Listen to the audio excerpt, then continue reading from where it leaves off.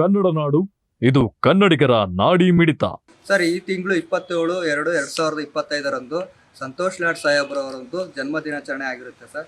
ಈ ಜನ್ಮ ದಿನಾಚರಣೆಯನ್ನು ನಾವು ಆಪತ್ ರಕ್ಷಕ ದಿನಾಚರಣೆ ಅಂತ ನಮ್ಮ ಸಂಜೀವಿನಿ ಜೀವರಕ್ಷಕ ಟ್ರಸ್ಟ್ ವತಿಯಿಂದ ನಾವು ಘೋಷಣೆ ಮಾಡಿದ್ದೀವಿ ಸರ್.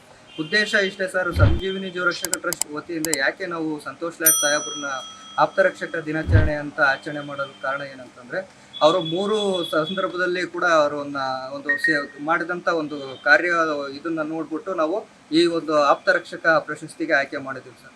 ಆದರೆ ಕೇರಳದಲ್ಲಿ ಮತ್ತು ಒರಿಸ್ಸಾದಲ್ಲಿ ಮತ್ತು ವಯನಾಡಲ್ಲಿ ನಡೆದಂಥ ಒಂದು ಏನು ಪ್ರವಾಹ ಆಗಿರ್ಬೋದು, ರೈಲು ದುರಂತ ಆಗಿರ್ಬೋದು, ಇಂಥ ಒಂದು ಸಂದರ್ಭದಲ್ಲಿ ಖುದ್ದಾಗಿ ಅವರು ಹೋಗಿ ಈ ಕಾರ್ಯಾಚರಣೆ ಮಾಡಿದಂಥ ಒಂದು ಕೆಲಸ ಇದೆಯಲ್ಲ ಸರ್, ಅದು ಅಪಾರವಾದಂಥ ಕೆಲಸ.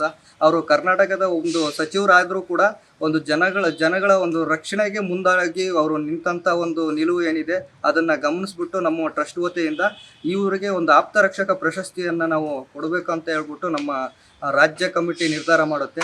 ಅದೇ ಅಂತ ಈಗ ಬರುವಂಥ 27ನೇ ತಾರೀಕು ಅವರ ಜನ್ಮದಿನಾಚರಣೆ ಆದ್ದರಿಂದ ಅವರಿಗೆ ಆ ಜನ್ಮದಿನದ ಅರ್ಥಪೂರ್ಣವಾದಂಥ ಕಾರ್ಯಕ್ರಮ ಮಾಡಬೇಕು ಅಂತ ಹೇಳ್ಬಿಟ್ಟು 15 ಜಿಲ್ಲೆಗಳಲ್ಲಿ ನಾವು ಏಕಕಾಲದಲ್ಲಿ ಅವರ ಆಪ್ತರಕ್ಷಕ ದಿನಾಚರಣೆ ಅಂತ ಆಚರಣೆ ಮಾಡ್ತಾ ಆ ಜಿಲ್ಲೆಯಲ್ಲಿ ಒಳ್ಳೆ ಸೇವೆ ಸಲ್ಲಿಸಿದಂಥ ಸೇವಕರಿಗೆ ಸನ್ಮಾನ ಕಾರ್ಯಕ್ರಮಗಳನ್ನು ಏರ್ಪಡಿಸಿದ್ದೀವಿ ಸರ್. ಇದು ನಮ್ಮ ಬಳ್ಳಾರಿ ಜಿಲ್ಲೆಯಲ್ಲಿ ಕನ್ನಡ ಭವನದಲ್ಲಿ ಈ ಕಾರ್ಯಕ್ರಮ ಬಳ್ಳಾರಿ ಜಿಲ್ಲೆಯಲ್ಲಿ ನಡೀತಿದೆ ಸರ್. ಆ ಜಿಲ್ಲೆಯಲ್ಲಿ ಆ ಒಂದು ಸ್ಥಳನ ನಿಗದಿಪಡಿಸಿರ್ತಾರೆ.